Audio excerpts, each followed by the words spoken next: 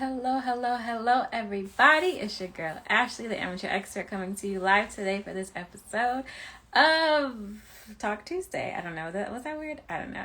It's good to see you all. I'm happy to be doing this with you for another week.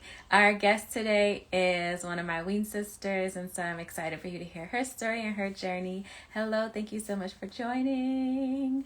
If this is your first time joining us, welcome. We are going to be talking to Danielle today about her career path, her ideas of success, and the tips and motivators that she used along the way. I am a firm believer that once you hear someone's story, you are inspired, and I'm just excited to hear what she has to share with us today. So she is with us, and we will get started. Hey, Timmy, happy Talk Tuesday. Okay, entrance. Yes. Hello, Ashley. Good How evening. How are are you? you? Good evening. I'm well. How are you? I am doing well. I'm excited. You're my last call of the day, Amen. Amen. of the Amen night. for last calls. I love that. Okay, so let's jump in. Let's not make this a long night for you. Woo. Okay, so tell me this. Hi everyone joining. Tell me who are you and what you are doing currently for work? Just a little bit about yourself. Absolutely.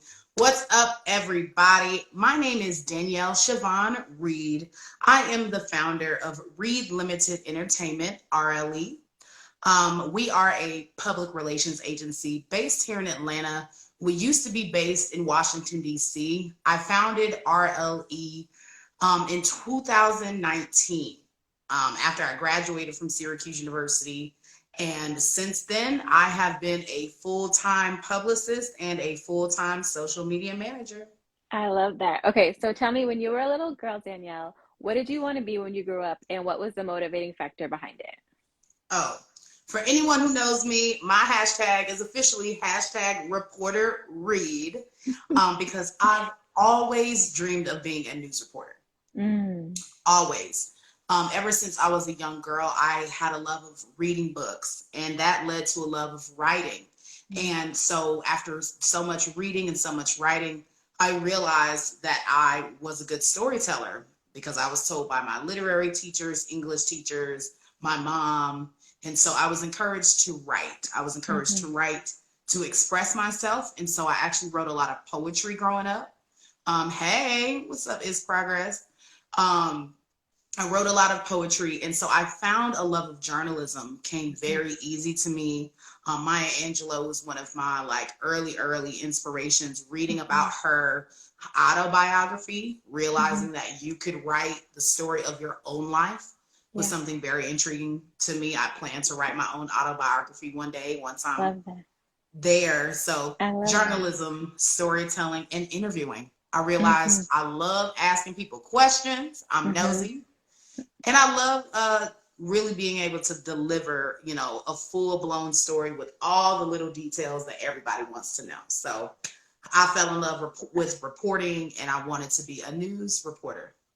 Okay, and so when you were younger Hey, and like Malik. sort of was thinking about doing or becoming a journalist or news reporter, what did you think success looked like? Like what were you going for? Like what did success look like to you when you were little Danielle? Like what was like, yeah, I just can't wait until or it's gonna look like.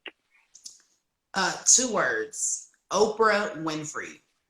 And that, I mean, might sound cliche, but in the 90s, I was born in 93. Oprah Winfrey was the only Black woman on television with a Mm-hmm. talk show in Mm-hmm. America. Yeah. I really can't think of too many other women. Of course, we've got so many other women now on The View, The Real, well, RIP The Real, Mm-hmm. RIP Sister Circle Live. Mm-hmm. Hey, Jess. It's great to see so many people on here. But yes, Oprah Winfrey inspired me, and then eventually Soledad O'Brien. Mm-hmm. Soledad O'Brien just really opened up my world and helped me fall in love with documentary making Mm-hmm. with her documentary Black in America. It ended up being a 3-part series on CNN. Yeah. So watching news, all you saw was like a Soledad O'Brien or a Donna Brazile, who was a Mm-hmm. Black woman, and eventually Angela Rye, Yeah. and eventually oh my goodness, the Reed Report, Miss Reed. So Yeah. they inspired me, those Black journalists and the hosts who were on TV. I love that. Okay, so what I love about what you dreamt about when you were little and what you're doing today is that it's very similar, right? And so, can you tell us just sort of about your path, excuse me, to getting there, and sort of how you took steps to making your dream a reality? Yes, the path was fun for me in the beginning, and then it Hmm. became difficult a lot after college. Hmm. So in high school, there were pretty much no opportunities to write as much Okay. in high school. So you really had like yearbook, and then you had newspaper. So the yearbook kids were like more artsy, and I loved more so the writing aspect. So I was able to join a journalism class and stay in that class, which was Hmm. responsible for publishing the Chamblee Charter High School newspaper. Shout out to CHS. Shout out to high schools in Atlanta and Georgia. Shout out to the Dirty South. Um, and so ultimately, from writing for my school newspaper, by my senior year, becoming news editor, I wanted to go Yeah. to Syracuse. I was looking at colleges that would set me up to succeed in media, Hmm. no matter what job that might look like Yeah. down the road. So Syracuse University was ranked in the top 10 journalism schools. I also applied to the University of Georgia. Being from Atlanta, Yeah. the University of Georgia was, I mean, an automatic, and I got accepted. But I ended up getting a full ride to Syracuse University. Shout out to the Posse Foundation. Shout out to Posse in general and college scholarships. And Mm. so I was unfortunately actually not accepted into the School of Public Communications Oh, wow. in order to get that degree in broadcast digital journalism, which was the major that they called it. So Hmm. all reporters know that ultimately when you're a journalist, you want to get that degree so that you can get that specific training Yeah. that you need to work in a newsroom, to work for a magazine. And so unfortunately, even at a predominantly white institution like Syracuse, there were not many students of color in Mm. that public communication schools, which leads to why media is still a predominantly white industry. And just because there are so many people, non-people of color in those roles, and Right. it starts in college. If you are already limiting the students who can even study journalism, Right. Yeah. who can even study public relations, which Hmm. I did not major in public relations, but I'm a publicist today with an agency. If you Hmm. limit the students of color who can even study those things, you ultimately limit the business owners and the company owners and the entire industry and the diversity Right. in the industry. So it starts in colleges, like those prestigious institutions, where I had to actually every single year Hmm. petition to try to get into the School of Wow. Journalism. And I was not allowed, but fortunately, thanks to the T. Howard Foundation, which is a foundation that offers college students of color Hmm. paid internships at media companies like BET, Viacom, and Yeah. Revolt. Um, I was able to land an internship at Time Warner Cable News Mm. in my junior year, which was my very first news station experience. So shout out to the T. Howard Foundation and the Emma Bowen Foundation, and all the other foundations who are creating opportunities for students of color to even get Yeah. their foot in the door, to even be an intern in white Hmm. spaces like that. Yeah. No, that's dope. And so what is something that you know now that you wish you would have known sooner in regards to your path? I wish someone had told me about public relations sooner. And I wish someone had told me that I would have such a hard time being a journalist, of a Black woman with natural hair. Mm. I tell this story to a lot of my friends. I've shared it with my family. In 2016, I was told at NABJ, hey, Megan, that with natural hair, I might not get jobs on camera in news Mm. stations. In Hmm. 2016, I was 23 years old. Mm. So I really found it difficult. I struggled understanding why Black reporters who I know some wear wigs, some wear weaves, were saying to me, hey, traditionally, you can't be a Black reporter and also have Right. natural curly hair. You need to straighten it. And for 2 years, I didn't land interviews at news stations. 2 years, I had a great reel, I had a great experience, Mm-hmm. but I never landed an interview in person or to the next step for on-air jobs. And it actually Wow. showed me that I wasn't willing to sacrifice my hair, Mm-hmm. which is so much a part of who I am Yeah. as Danielle Reed, just for an opportunity to be on the news. I also was happy that people told me early on that news does not pay well.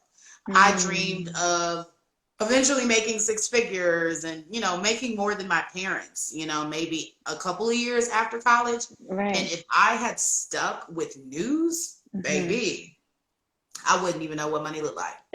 Okay. Oh man. Okay. And I think you sort of spoke to it a little bit, but what are some of the things that kept you motivated? What are some tips that you can share with someone who is trying to be a journalist or find a career in PR? Mentorship. Mentorship is super important. I made it my goal when I was on that news track. You could not tell me not to talk to someone who worked in news. Mm-hmm. I remember I reached out when I moved back home to Atlanta after graduating. I reached out to news reporters directly on TV Mm. because via Facebook, Yeah. because they all have Facebook pages. This was around the turn of the year where the last few years where news said, okay, we have to exist on social media. And so now everybody in the newsroom has to have a Twitter account, has to have Mm-hmm. a Facebook page, has Yeah. to have some kind of social media persona. So social media allowed me to network directly with a lot of great news talent, media talent. Um, and so I would say talk to people in the industry, talk to Mm-hmm. people who have been there, a long time, and talk to new people. I reached out to Mm. a lot of reporters who had just maybe gotten their start in a Yeah. smaller market, and they would tell me, hey, I have to, like have a second job. Or you might need to watch the way you talk around this person or that person. Mm-hmm. So I definitely encourage you to network within the specific niche or industry that you're in. Mm-hmm. Um, and then also apply for other jobs outside of your industry. It was because I was getting attracted and seeing digital content creation roles, which Mm-hmm. were new. Like Mm-hmm. social media is a new frontier. So Yeah. before there were social media manager roles, there were digital content creation roles, digital coordinator roles. And Mm-hmm. so I experimented with, applying for some of those things because they had the same skills that you needed for storytelling, video editing, etc. So network and then also start thinking outside the box and seeing what other opportunities match the skills that you have, honestly, to get the job. I love that. And so, um, I want to talk about not just getting the job, but starting or creating your own, because that is what you did. So, what was the motivating factor behind that? What was your force, or what drove you to creating your business? Funny enough, I did not want to be an entrepreneur. I actually was so upset. I was very upset when I realized I was 23 years old and unemployed with a whole Mm, college degree mm-hmm. and all this debt. And I was like, how did I allow this to happen? I'm bilingual, I've traveled, I did all the things they said. Yeah. But ultimately, people were attracted to the projects I was Mm-hmm. involving myself in after college. I Okay. actually ended up coming back to Atlanta, and not only did I land an interview at Creative Artist Agency, Mm-hmm. CAA in New York, Mm-hmm. and that interview, preparing to be a talent agent's assistant, opened my entire world Wow. to the world of talent, the world Mm-hmm. of talent agencies, the world of being an agent. And so Mm-hmm. I actually moved back to Atlanta, networked a little bit on LinkedIn, like I said, Yeah. found this woman who was a casting director and she was a talent manager. And she opened my world and eyes up to how to be a talent manager and how to find talent and Mm-hmm. manage them and get them under contract and then pitch them and book them for opportunities. So Mm-hmm. I literally always had a dream of like working in music or with music artists, but I just had never thought or had the time to do anything to pursue it. Because Right. since I was unemployed, shoot, I started reaching out to really dope artists, really dope rappers, and I actually reached out to a friend of mine. Shout out to your boy Magic, um, aka Fat Boy Magic. He changes his Instagram all the time. But I started managing rappers out of Okay. nowhere. Okay. Just started managing, started doing research on the music industry because I'm like, if these Black men can figure out this industry, I know Mm-hmm. I can with a For whole sure. college degree. Yeah. So it what started with managing artists became managing models because a model and an actress approached me about representation, and I was like, okay, I got a friend here, I got a friend there, maybe I could connect you. Whoop de Yeah. whoop de whoop.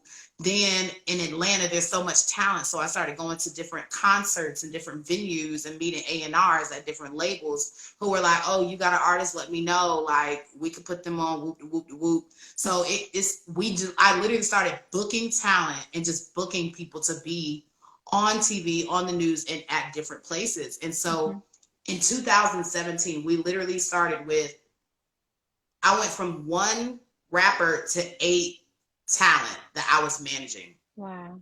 We put together an entire showcase in New York City because I was like, I want to take us to New York. I created the name for the company, Reed Limited Entertainment, because I realized I needed some kind of brand to house all these people under. Yeah. Mm-hmm. And my friend Brienne came up with the name.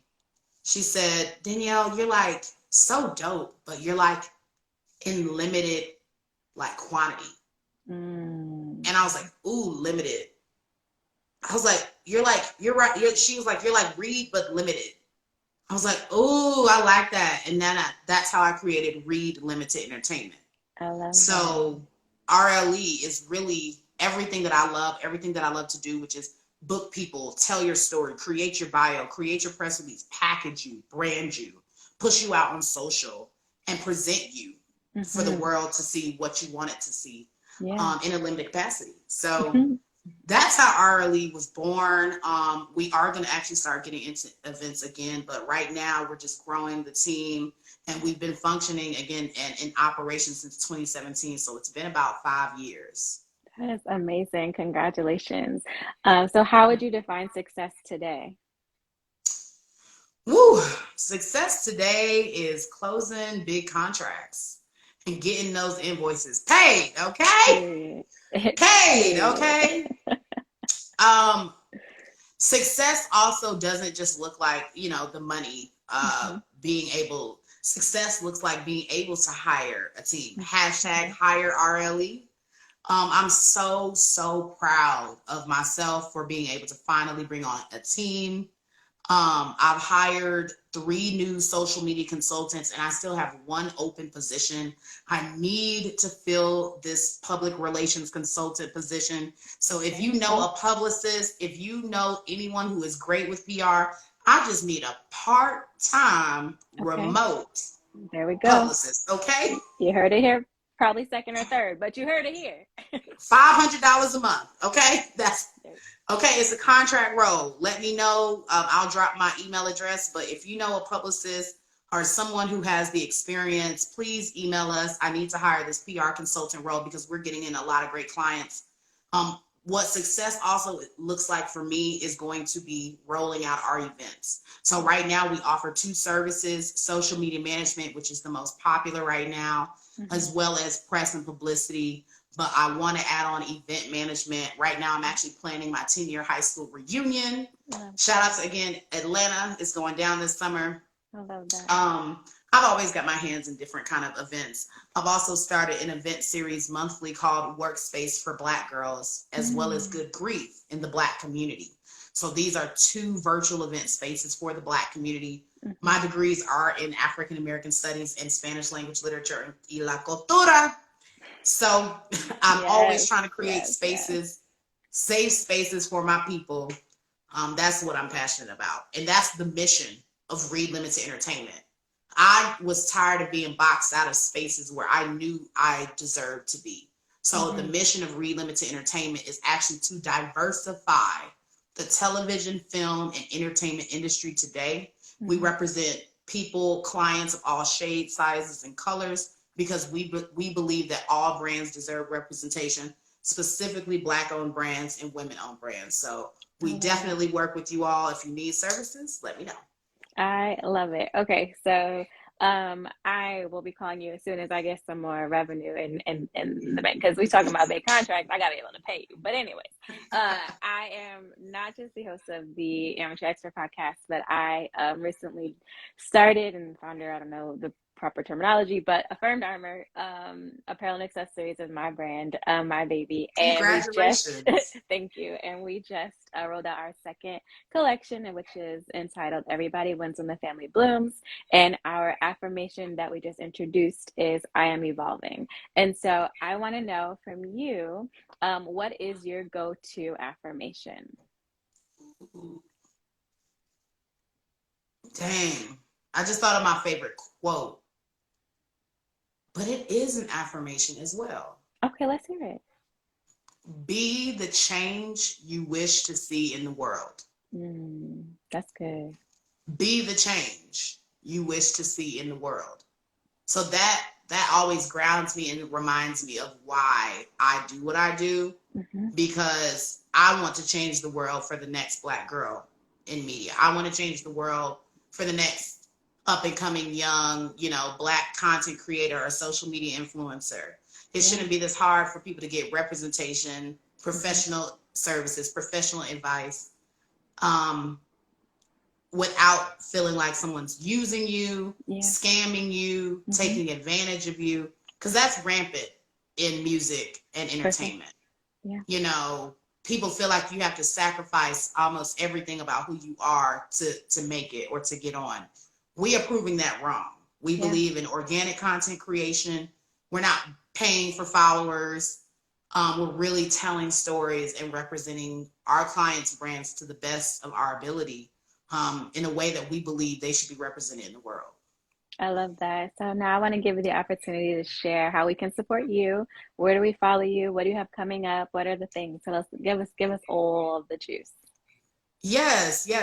Please follow Read Limited Entertainment, RLE. I'm going to drop our handle at Read Limited ENT.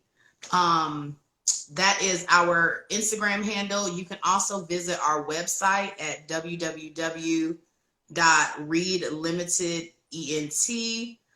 So just learn more about me, my services, our services, our team, as well as some examples of our work. Yeah, I spelled that correct. We we'll are actually. We'll put it all in the show notes as well. Oh, yes. Actually, I'm super excited. We will be, for the second year in a row, be hosting social media workshops. Those are coming up. So last year, for the very first time, we hosted social media workshops for entrepreneurs, social media workshops for business owners, which is the same thing, and social media workshop for talents. This year, we are going to host, again, a social media workshop for talent. So that's for artists, comedians, singers, to figure out what is the best way to brand yourself. What is the best way to gain more followers on Instagram or social media or Twitter. So we want to teach talent how to manage their own social media pages in case you can't afford to hire a social media manager, because they could get pricey. So if you want to learn how to professionally manage your own brand, your own page, follow Read Limited Entertainment. We're going to be hosting more social media workshops. We're also going to do a new social media workshop for publicists. A lot of people don't know what publicists are. A publicist is somebody who is hired to give a brand or person exposure, public exposure, by way of media interviews, written articles, by way of commercials, TV placements, all digital placements, podcasts, however you deem public exposure via media. So we are going to also host a social media workshop. Hey, Wayne sisters, for publicists, because sometimes publicists really need help publicizing their own work. I won't forget, I made a reel at the end of last year, which was a compilation of all of my social media accounts. And I was actually nervous to put that reel out. Because I had never created anything like that. It's hard to show the work of a social media manager Right. But I feel like it's easier to show the work of a publicist. So we're going to walk publicists through how to, create that press clipping, how to get that clip of that interview on your social, and how to Mm-hmm. send it to your client to make sure that they also publicize the work, because Right. you could get an article in Essence, which is huge, but if you don't Right. tell anyone or share Right. it or Right. post it, what was We the need whole we point? need the receipts. We need the receipts. Yes, so those social media workshops are coming up. So definitely follow Read Limited ENT to find out more, so you don't have to spend thousands of dollars, unless you want to, on social media. I love that. Well, thank you for sharing that with us. We will have this information in the show notes.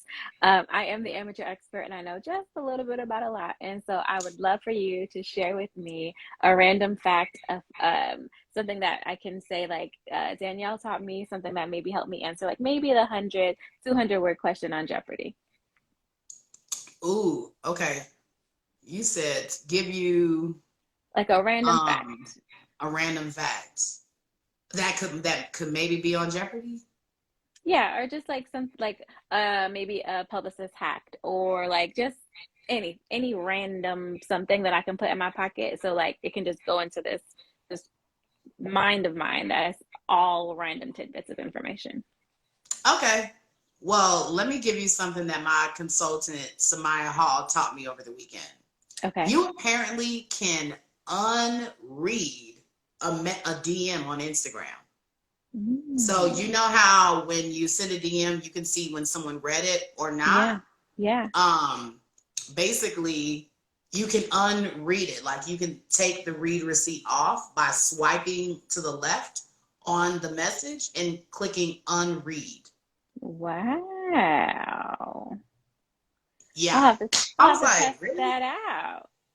Me too. I need to actually, but I was like, okay, because she showed me and did it in real time, and I was like, ooh. That is dope. That is good information to have. I appreciate you sharing that with me. I appreciate you being on the show. I can't wait to support you, and I'll be signing up for classes and all the things, and we'll be working together. I'm manifesting this for the future. But we will see you all next week. Danielle, thank you again so much for being with us. You were amazing. Thank you so much. I appreciate you, Ashley. That's my wing sis, y'all. Thank you so much. I really appreciate it. And y'all go follow her, follow your YouTube. Y'all know, put everything on the amateur expert. Y'all better realize, recognize, you better know. Shout out to Arlie. But I thank you love so much. y'all. Thank you. We'll see you next week. Bye.